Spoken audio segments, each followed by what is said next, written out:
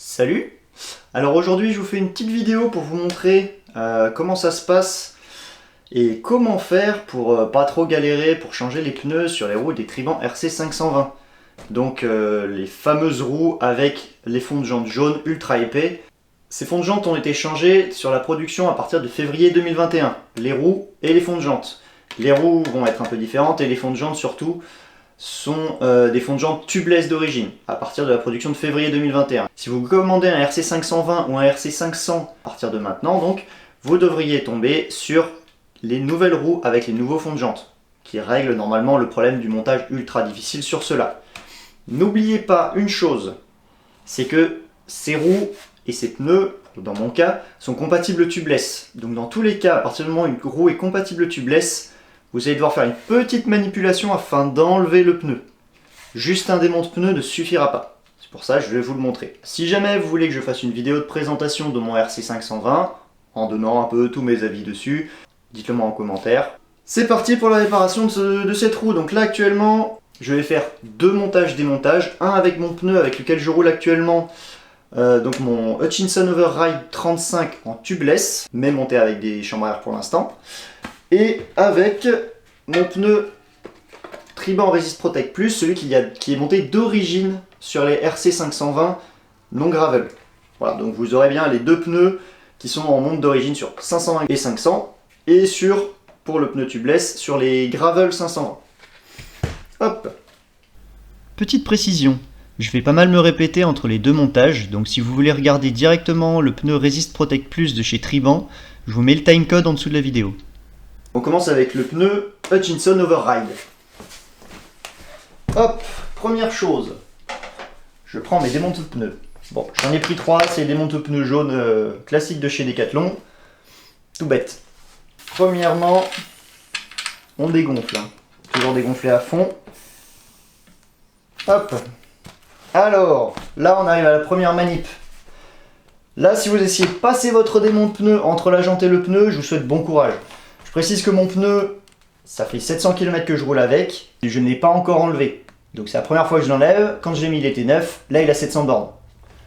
Donc il est bien collé. Hein. Voilà.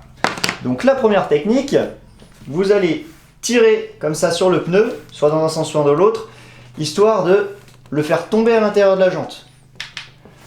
Moi, je préfère pousser, c'est plus simple. Vous prenez avec les 2 pouces et vous poussez à fond. Hop. Une fois qu'il y a une partie qui est descendue à l'intérieur, ici, vous faites bien tout le tour. On fait tout le tour du pneu et de la roue, donc, en le poussant vers l'intérieur. Ça permet de donner du mou, et vous allez voir que c'est la même technique pour le remonter.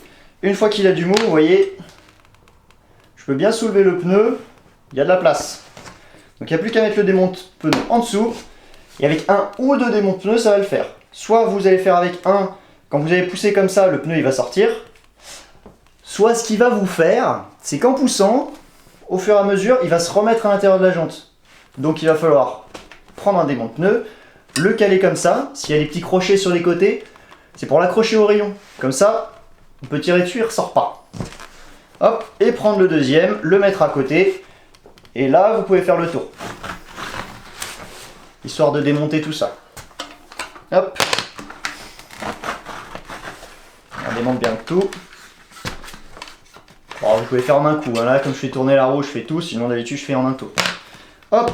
Une fois que vous avez démonté un flanc, vous pouvez retirer la chambre à air. Voilà, juste comme ça. Attention à ne pas tirer comme un bourrin au niveau de la valve. Il faut bien la tirer dans l'axe, sinon vous risquez de la déchirer. Hop. Écartez bien le pneu, comme ça au moment d'enlever la valve, c'est plus simple. Si vous avez besoin d'enlever le deuxième flanc du pneu, pour le changer totalement par exemple, même chose, vous allez devoir le tirer. Vous ne pourrez jamais le faire sortir là comme ça. Vu que c'est du tubeless, en fait, le principe c'est que le pneu vient se clipser sur la jante. C'est pour ça que quand on les regonfle, vous entendrez à ce moment-là, il claque. On entend le petit cling. C'est en fait le pneu qui vient se clipser sur la jante. Donc, on refait la même chose. On pousse avec les pouces. Voilà. Histoire de mettre à jour. Hop. Une fois que tout le long est enlevé, on le retire. Et voilà. Donc pour remonter, un petit conseil, de manière générale, essayez d'aligner l'écriture avec la valve, comme ceci. J'ai mon trou de valve ici, là. Donc j'aligne à peu près l'écriture. Ça permet de la retrouver plus facilement au moment de changer le pneu en fait. Et de toute façon c'est plus joli, hein. Faut pas se le cacher. Voilà, donc on monte le premier flanc, ça c'est pas compliqué, il se monte tout seul, hein. Vous poussez et c'est bon. Pour la chambre, je prends la pompe à pied, hein. C'est pour des raisons de rapidité, sinon parce que j'ai pas envie de vous faire subir 5 minutes de gonflage à la vidéo. La chambre, avant de la monter, n'hésitez pas à la gonfler un petit peu. Pas beaucoup, juste histoire qu'elle prenne sa forme. Typiquement à la pompe à pied, vous mettez 2-3 coups de pompe en fonction de ce que c'est. Là, comme c'est du 35 de large, j'en mets 3. Voilà, juste histoire qu'elle ait sa forme comme ça. Qu'elle se plie pas dans tous les sens. Ce qui fait qu'au moment où vous allez la monter, à l'intérieur du pneu, elle va déjà avoir une forme. Donc le fait d'avoir une petite forme, elle va se caler toute seule. Hop, donc on met d'abord la valve, hein, forcément, parce que si vous commencez n'importe où, vous allez en chier pour mettre la valve. Et ensuite, on fait le tour. Hop, on met tout à l'intérieur. Alors, ce que je fais de manière générale, avant d'essayer de remettre le pneu direct, je pousse la chambre, histoire qu'elle vienne se caler déjà prémise dans la jante. Vous voyez, hop, je vais vous montrer. La jante est presque mise. En tout cas, elle est en face. Quand vous la mettez au début, elle est comme ça. Hop. Elle se fout comme ça. Là, vous la poussez histoire qu'elle se cale bien au milieu. Du coup, vous n'avez plus que le flanc du pneu à remettre. Alors, là, on a deux écoles différentes. Vous avez l'école qui va vous dire, commencez par la valve. Comme ça, elle ne tournera pas et vous n'aurez pas de problème de valve mise de travers. Moi, je suis de l'autre école, qui commence à l'opposé de la valve. Vous allez comprendre pourquoi je fais ça, surtout sur les tubeless, ou les pneus difficiles à monter. Donc le début facile, on met le début de la tringle à l'intérieur, et vous allez voir que je vais arriver à un point, le point que tout le monde redoute. Là, je commence à forcer un petit peu. Hop, voilà. On arrive au moment où vous avez le pneu qui est à moitié mis et une jolie ligne droite, ou presque, de la tringle là. Et là, pour mettre la fin, vous allez galérer. Et c'est là que les fonds de jantes jaunes sont problématiques. Parce qu'en fait, ils sont tellement épais que ça vient forcer dessus à l'intérieur là, sur les flancs déjà mis. Mais quoi qu'il en soit, sur n'importe quelle roue tubeless, ou jante à double paroi de manière générale, en fait vous avez un petit replat, enfin même un petit creux au centre de la jante, vu que les rebords de la jante sont faits pour être clipsés sur le pneu. Eh bien, ce que vous allez faire, qui va vous faire gagner vraiment de la marge à ce niveau-là, parce que là vous voyez il me reste 30 cm à rentrer, et bah c'est tendu à bloc, hein. Là à moins de sortir les démons de pneus et risquer de tout perforer, et ben je pourrais rien faire. Mais c'est pour ça, c'est à ce moment-là que le fait d'avoir commencé à le poser de la valve est intéressant. Vous allez prendre le pneu et tout le long bien le faire descendre au centre de la jante. Le flanc que vous êtes en train de monter, hein, je précise. Le premier flanc doit rester bien clipsé dans son logement. Donc vous faites ça tout le tour. Et vous allez voir la magie. Hop, je gagne un petit peu petit à petit de la marge en haut. Pas énorme, hein, c'est sûr. Mais j'en gagne. Et les quelques millimètres que vous allez gagner en faisant cette manipulation-là, eh bien vont faire que vous allez pouvoir le monter. Hop, à la main, je précise. Parce que remonter un pneu avec un démonte-pneu, une chance sur deux pour que vous pétiez le démonte-pneu, une chance sur deux pour que vous perciez votre chambre. Et là c'est chiant. Donc, alors après c'est sûr il faut forcer un peu, hein. À la main, c'est quand même moins puissant qu'avec un démonte-pneu. Je vous montre bien comment je le mets. Hop. Vous avez, voilà. Vous avez surtout pas la jante qui vient coller, enfin le pneu qui vient coller la jante. Ah. Bien à ce niveau-là. Vous avez, plus ça va être au centre de la jante, mieux c'est. C'est pour ça que vous faites ça sur tout le long. en essayant d'un petit peu tirer du rab vers là où vous êtes, donc vers la valve. Et comme ça, au fur et à mesure, hop, là vous voyez, il me reste déjà plus grand chose. Hein. Au fur et à mesure, ça va faire du mou. Et à chaque fois que vous allez en remettre, vous allez refaire un petit tour. Dès que ça redevient un peu compliqué. Bon, ça reste sportif. Hein. Et hop. Et voilà, une fois que tout est mis, on est bon. Donc vous voyez comment je tire dessus. Faut pas forcément s'amuser avec les pouces, c'est pas super simple d'expérience. Tirez comme ça dessus. Faites un mouvement de levier avec vos poignets. Et c'est le plus simple en tout cas.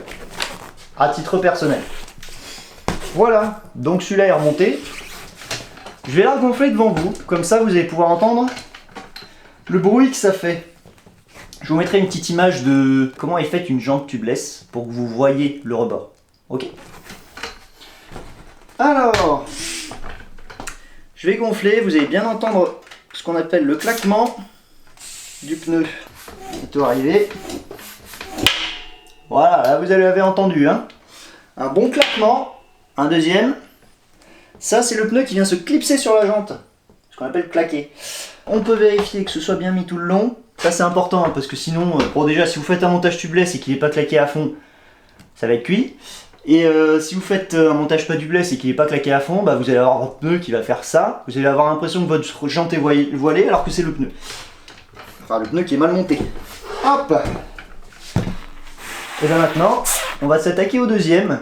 Allez, c'est parti pour le pneu, donc le pneu d'origine, qui est le Triban Resist Protect Plus. Une belle merde ce pneu, je vous le dis, hein, si jamais vous avez l'occasion de le changer, faites-le. Hein, il est...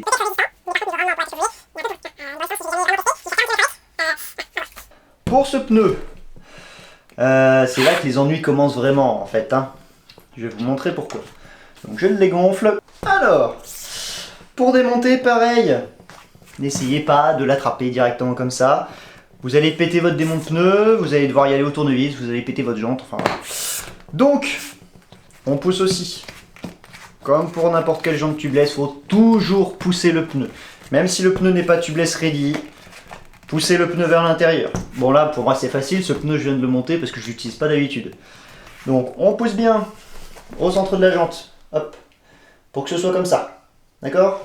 Si on compare avec l'autre côté, là on voit rien, c'est bien collé, justement, hein, c'est le but, c'est des jantes tubeless. Mais par contre, pour l'enlever, il faut que ce soit comme ça. Voilà, parce que ça va vous faire le mou qu'il faut. Hop. Donc maintenant, une fois que c'est ouvert comme ça, si vous regardez, je peux le tirer à la main. Là j'ai de la place pour aller placer le démonte de pneu. Hein. L'autre côté, voilà. Donc, le démonte pneu. Toujours, vous pouvez le caler là, dans un rayon, comme ça il se tient tout seul. C'est l'intérêt de ces petits crochets. Petits crochets sur les côtés là. Petits crochets là, plat, c'est fait exprès pour ça. J'y vais à la bourrin et je fais tout le tour comme ça. C'est plus simple parfois. Parce que rentrer de démonte pneu, ça fait 2 fois plus de tension. Dans la tringle, c'est plus compliqué. Hop. Ensuite, le démontage, c'est classique. Hein. Vous tirez le deuxième pneu pareil vers l'intérieur. Si vous ne tirez pas vers l'intérieur, vous ne sortirez pas votre pneu. Hein. Alors, on voit bien, regardez, le petit problème de ces fonds de jante jaunes. Ils se décalent. Quand on les rentre vers l'intérieur, ils sont tellement larges et tellement épais qu'ils accrochent votre pneu en fait. Du coup, quand on fait tomber le pneu à l'intérieur, bah, il se plie, il se prend dans le pneu, c'est la galère. Mais voilà, mais faites bien tout le tour, ça va vous donner le mou nécessaire, faut pas s'affoler. Vous faites tout le tour. Si jamais le fond de jante s'accroche, c'est pas bien grave. Hop. Et là, si vous regardez, là où ça s'était accroché, maintenant que j'ai fait tout le tour, et ben je peux le libérer le fond de jante. Comme ça on est tranquille. Première chose, avant d'essayer de sortir le deuxième flanc du pneu, pour retirer la chambre. Ce sera plus simple. Et ça évitera de lui mettre des gros coups dans la tronche aussi. Hop. Hop. On finit avec la valve. On écarte bien le pneu et ça sort tout seul. Hop, et une fois que la chambre est enlevée, vous soulevez un peu et ça sort tout seul. Par contre, si vous aviez essayé de faire tout le tour avec le démon de pneu avant, et ben, donc courage. Voilà. Hop, on se retrouve bien avec le pneu d'un côté, Race Protect Plus, hein. Et la jante, avec son fameux fond de jante jaune de la marque Hermans, donc. Superbe fond de jante jaune. Hermans HPP en 19 par 622, sachant que la jante a une largeur interne de 17, comme écrit ici, en tout petit. Hop, là, juste au-dessus de mon doigt. C'est écrit en 17. Il faut un fond de jante en 19. Déjà, c'est pas mal, parce que ça fait que les crochets pour le tubeless, et bien le fond de jante remonte dessus aussi. C'est pour ça que ça vous fait un petit survolume à ce niveau-là. Le bon petit survolume qu'il faut passer, vous savez, le truc qui vient mettre un maximum de tension sur la tringle de votre pneu. Voilà. Si je vous l'enlève, le fond de jante, vous allez bien le reconnaître. Hop. Bon fond de jante jaune, bien épais comme vous pouvez le voir, avec des sortes de petits stries en dessous pour bien se caler à l'intérieur. Ça, franchement, le système de stries est pas dégueu, hein. C'est pas trop mal pour réussir à bien se caler au centre de la jante, même si ça fait pas super bien son boulot, hein. Est-ce qu'il y a un endroit où moi ça me le fait? Voilà, la petite plaie, hein. Vous voyez comme ça remonte le long de la jante? C'est ces points-là qui vous font la merde. Ça vient mettre une surtension sur la tringle, ça aussi. Ça remonte vraiment sur les bords. C'est ça le problème. C'est pour ça qu'il y en a plein qui changent leur fond de jante sur ces roues-là, c'est que ça remonte là. Et ça c'est la galère. Voilà. Et pourtant, de l'autre côté, c'est pas choquant, hein. De ce côté-là, ça remonte. De l'autre côté, le fond de jante n'est pas mal mis, hein. C'est juste qu'il est beaucoup trop large et trop épais. Voilà. On recommence dans l'autre sens. Le plus compliqué, le montage. Toujours petit conseil. Vous prenez le trou de valve, hop, qui est juste là. Et mettez comme ça. C'est plus joli, vous alignez la marque avec la marque, c'est joli, c'est pour l'esthétique. Ça peut être aussi un peu pratique si vous cherchez, au moins c'est plus visuel. La raison pour laquelle ce pneu est en plus ultra dur à mettre, c'est une tringle rigide. Là, je force, hein. Je force vraiment pour le tordre comme ça. Si je vous montre le pneu Tinson Override à côté, qui est une tringle souple, le pneu on fait ce qu'on veut avec. C'est pour ça les tringles rigides, et bah c'est la galère à monter en plus. Parce que la souple, elle va quand même bouger un petit peu. Celui-là, c'est comme ça. Le pneu, il a sa forme. Pour le tordre, honnêtement, une tringle rigide, si un jour vous avez un pneu que vous changez en tringle rigide, vous allez bazarder, amusez-vous à le tordre. Vous allez entendre le bruit. C'est les pneus que, une fois qu'ils ont été pliés, vous voyez, ça fait un joli petit truc comme ça. Et c'est l'horreur, hein. Et ben on remet le flanc du pneu, le premier. Bon, ça, vous ne devriez pas trop avoir de soucis. Quand vous mettez le premier flanc, et ben il reste bien calé. Il se met au milieu de la jante, pas sur le bord. Donc là, ça se monte tout seul. Vraiment, ça se monte et ça se démonte. Voilà. Avec deux doigts, ça le fait. Hop. Voilà. On entend déjà que ça claque pas mal, hein. Je prends ma chambre. Première petite chose, sur les chambres route, c'est encore plus vrai. Surtout là, quand vous allez devoir bourriner pour le rentrer, prégonflez-la. Vous mettez 2 coups de pompe, voire même 1, ça dépend des cas. On va dire 1,5, hein. Un coup et un petit peu, juste histoire qu'elle ait sa forme comme ça. Là, ma chambre, si je vous montre, elle est encore souple, mais elle a sa forme. Elle va pas se plier directement, quoi. Hop, je reprends mon trou de valve. Bon, sur ces jantes, c'est bien, il y a un trait orange au niveau du trou de valve. Vous pouvez pas la rater, hein. Hop, bien serré. Et on met toute la chambre à air dans le pneu. Pour l'instant, sans le rentrer dans la jante. Une fois que vous êtes comme ça, vous amusez pas à essayer de mettre tout le pneu d'un coup dedans. Vous allez buter, la chambre elle va vous emmerder, donc ça va pas être cool. Là, ce que vous pouvez faire, c'est la jante du coup. La chambre se met comme ça, hein, d'origine. Elle peut poser un peu au fond du pneu, mais c'est tout. Là, vous la faites juste glisser dans la jante, histoire qu'elle se mette dans son logement. Ce sera beaucoup plus simple. Vous voyez? Là, elle est dans son logement, là, elle l'est pas. Donc tout le long, Vous la mettez dans son logement, comme ça vous risquez moins de la pincer déjà. Vu qu'elle est dans son logement, si vous faites juste glisser le pneu, bah, il peut pas venir la pincer vu qu'elle est vraiment à l'intérieur. Ensuite vient le moment compliqué. Va falloir forcer un peu quand même, hein, je vous préviens. Donc, on commence à l'opposé de la valve. Encore le même argument. Quand vous allez vous retrouver à devoir faire un peu de mou, eh bien vous allez vous retrouver avec quelques millimètres de tension en trop qui vont vous tuer. Donc, on commence à l'opposé de la valve, ce coup-ci, encore une fois. Je précise une chose. Au moment du montage du pneu, sur ces pneus-là, il y a un sens. Comme vous pouvez le voir, les crampons, les rainures sont dans un certain sens. Bon, sur celui-là, les rainures vont vers l'avant. Ce qui fait que votre disque étant à gauche, votre roue roule comme ça. Voilà. Il y a toujours, tous les pneus, ou presque, d'une certaine gamme, ont un indicateur qui est là. Avec une petite flèche qui vous indique le sens de rotation. Cela, ils vous mettent front, donc ça veut dire que ça tourne dans ce sens-là. Sur certains pneus, notamment les pneus VTT ou certains pneus gravel, vous allez avoir front dans un sens et rear dans l'autre.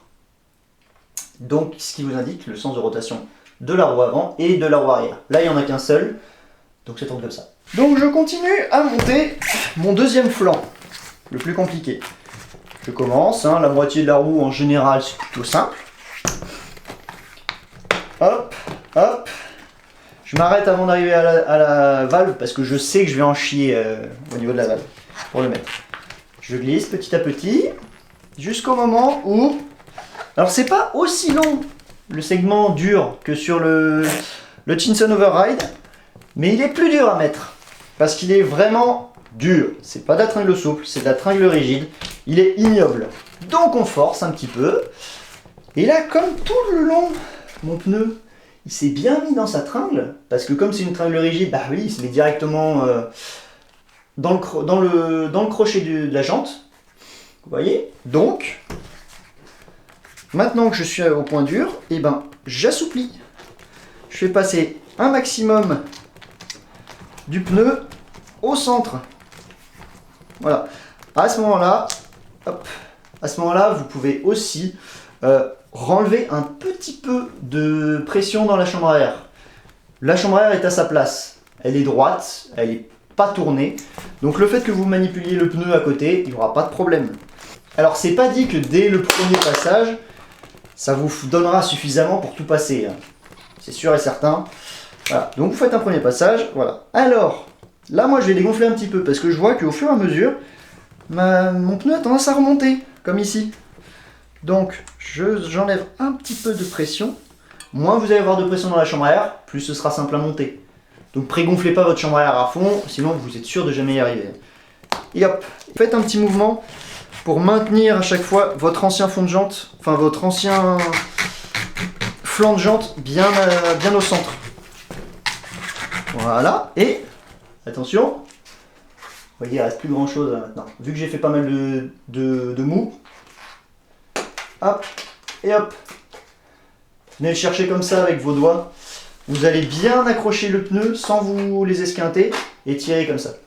Bon, je vous conseille quand même de rouler avec des gants sur la route, que ce soit pour les chutes ou même pour ça. Gants courts, hein, en été. Mais au moins, vous avez le gant qui va un petit peu amortir le contact avec la jante. Et c'est monté! Et une fois que c'est monté, il n'y a plus qu'à gonfler. Et bien que ce pneu ne soit pas un pneu tubeless, la jante étant une jante tubeless, le pneu va quand même se clipser dessus. Parce que vous voyez là, maintenant que j'ai bien manipulé et tout, on voit le jaune. Hein. Voilà, j'ai même pas besoin de forcer, il est resté au centre. Donc, quand je vais gonfler, et ben quand il va venir se remettre à sa position, voilà, à la bonne heure, on l'a eu. Et voilà, notre pneu aimanté, le bon pneu Triban Resist Protect Plus à tringle rigide, bien horrible. Voilà, voilà. Vérifiez bien avant de partir rouler qu'il soit bien calé. Vous vérifiez, vu qu'il y a un petit renfort au niveau de la tringle là à chaque fois, vous pouvez vérifier tout le long qu'il soit bien droit, bien calé, partout à peu près à la même hauteur. Voilà, Alors n'hésitez pas à vous entraîner un peu chez vous avant de partir rouler et de vous dire c'est bon, j'ai vu une vidéo qui me montre comment on fait. Et de vous retrouver en pleine cambrousse à devoir essayer de récupérer, de retrouver la vidéo ou même des conseils, hein, parce que sur le groupe Triban, il y en a énormément. La technique que je vous montre, c'est pas moi qui l'ai inventée, hein. C'est la technique qu'utilise presque tout le monde. Hein. Tous ceux qui arrivent à remonter leurs pneus le font comme ça. Bon bah c'était la première vidéo de la chaîne. Parce que, alors je vous ferai une vidéo d'explication. Une petite vidéo de présentation de la chaîne, de pourquoi je fais cette chaîne. Là, j'avais pas prévu de faire cette vidéo en premier. C'est ma crevaison d'hier avec mon pneu Hutchinson Override. Je me suis dit, bah, je l'ai remonté sans souci. Pourquoi pas le montrer aux autres et leur dire, bah, si vous voulez une vidéo, je la fais. Vu le nombre de demandes qu'il y a eu sur la page Triban, et ben, je l'ai fait. Voilà, donc, n'hésitez pas à vous abonner, me dire ce que vous en pensez en commentaire. Me demander en commentaire si vous voulez que je présente mon Triban RC520, du coup RC520 d'origine, et monté avec des pneus gravel. Donc c'est pas le modèle RC520 gravel. Et dites-moi ce que vous en pensez surtout. Si cette vidéo a pu vous aider, c'est le but. Vraiment, l'objectif était de pouvoir aider ceux qui ont du mal. Et n'hésitez pas à me poser des questions, si vous en avez, sur comment je fais telle ou telle chose. Et ben, je vous souhaite à tous une bonne journée. Et j'espère que cette vidéo vous aura plu. Salut!